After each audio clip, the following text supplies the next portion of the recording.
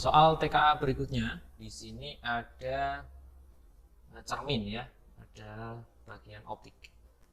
Seorang siswa yang tingginya 160 cm berdiri di depan cermin cembung. Cermin cembung yang mempunyai jarak fokus 16 cm. Dia mengamati bayangan dirinya dalam cermin cembung. Dia melangkah mundur sejauh cermin sejauh 16 cm. Dia kembali melihat bayangan dirinya di cermin. Perbandingan tinggi bayangan sebelum dan sesudah siswa tersebut bergeser adalah, berarti ada dua kondisi ya. Ada dua kondisi. Kita identifikasi dulu. Yang pertama, tinggi siswa itu H1 ya. H1 tentunya kondisi siswa itu ketinggiannya sama ya, baik H1 maupun H2 itu besarnya 160 cm.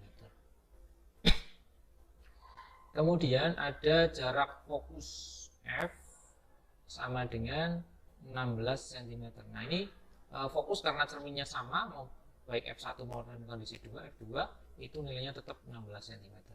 Dia mengamati bayangan dirinya dalam cermin cembung. Dia melangkah mundur menjauhi cermin sejauh 16 cm.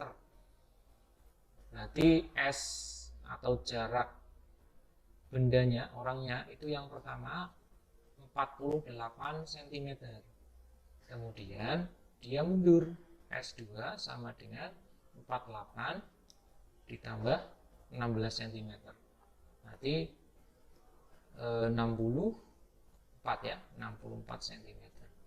Dia kembali melihat bayangan dirinya di cermin. Perbandingan tinggi bayangan sebelum dan sesudah siswa tersebut bergeser adalah, jadi yang ditanyakan adalah tinggi bayangan H1 aksen banding H2 aksen.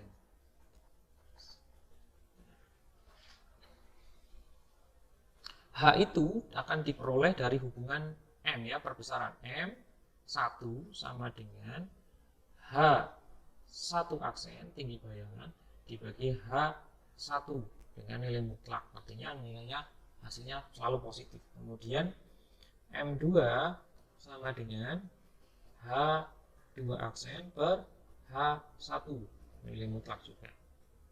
Nah, berarti gimana? Nanti kita cari H1, nilai H1 aksen itu berapa ya, dan H2 aksen. Kemudian nanti kita bandingkan.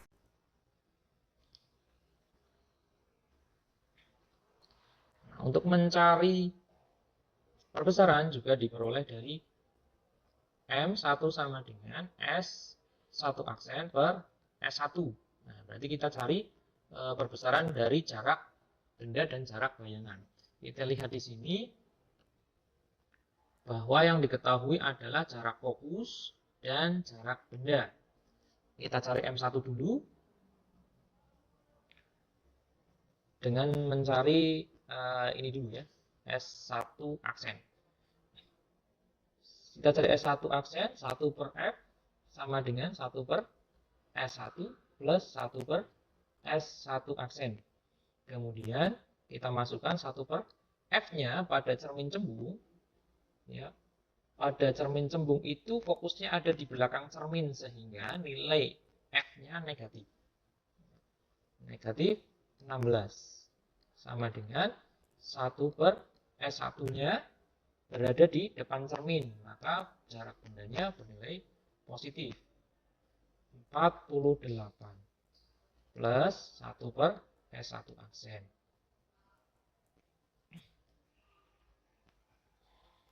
Nah, kemudian 1 per S1 aksen sama dengan min 1 per 16 min 1 per 48.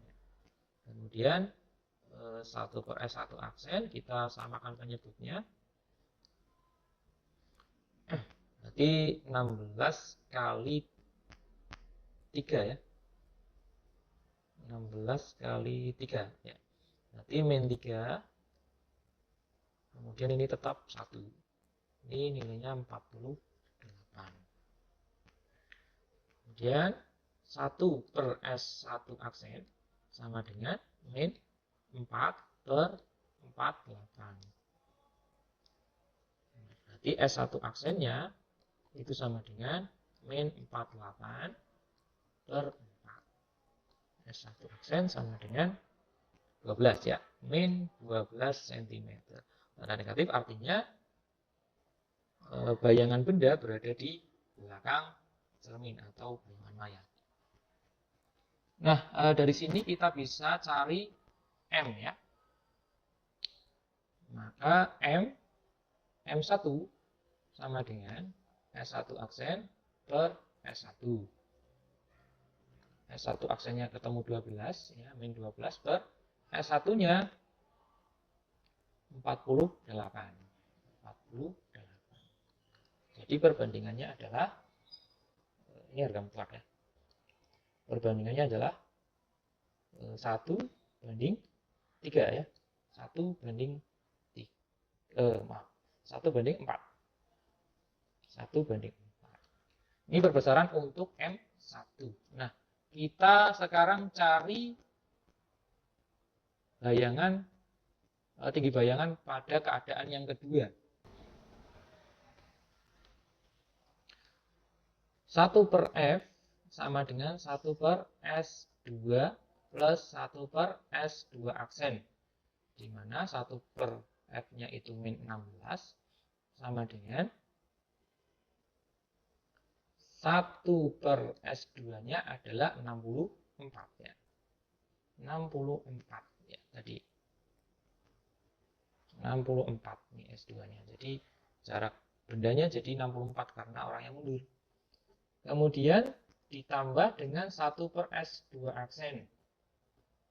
Nah, lanjutnya berarti 1 per S2 aksen sama dengan, ini biar luas ke sana, jadi 1 per min 16 min 1 per 64. 1 per S2 aksen sama dengan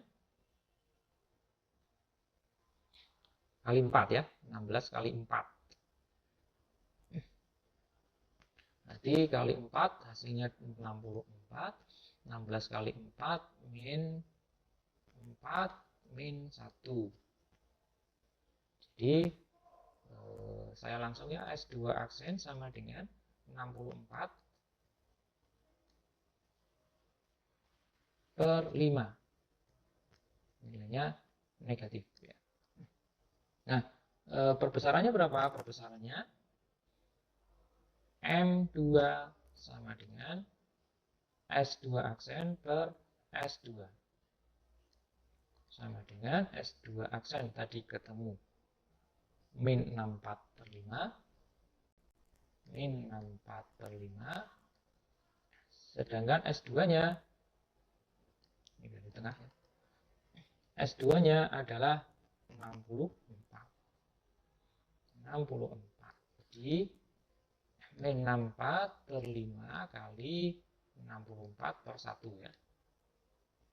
Oh, kebalik. 1 per 64.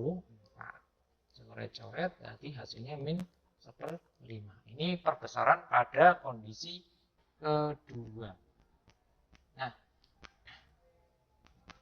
kita cari hubungan antara bayangan 1 dan bayangan 2. M1 sama dengan H1 aksen per H1, maka H1 aksen itu sama dengan M1 kali H1. Nah, demikian pula yang kondisi kedua. Pada kondisi kedua, M2 sama dengan H2 aksen per H2, maka M2 sama dengan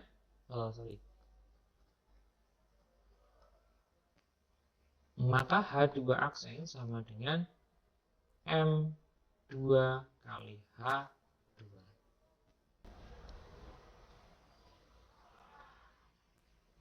Jadi dari sini kita bisa hubungkan keduanya ya, bahwa H1 aksen tinggi bayangan sebelum mundur ya, banding H2 aksen tinggi bayangan siswa atau orang ketika mundur sama dengan M1 kali H1 per M2 kali H2. Kita ketemukan di sini M1-nya bernilai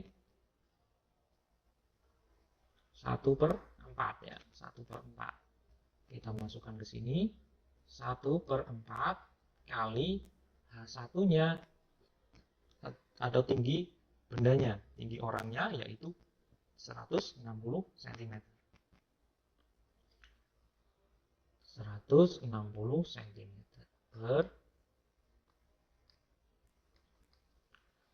kemudian M2 itu kita peroleh tadi 1/5. Kita masukkan ke sini 1/5 kali tinggi orangnya 160. Maka ini bisa kita bagi masing-masing 160.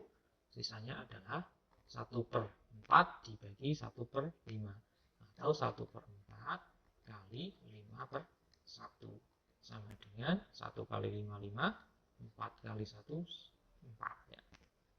Nah, inilah perbandingan dari tinggi bayangan antara siswa sebelum mundur dengan ketika sudah mundur. Jadi perbandingannya 5/4. Nah, kita pilih jawabannya. Berarti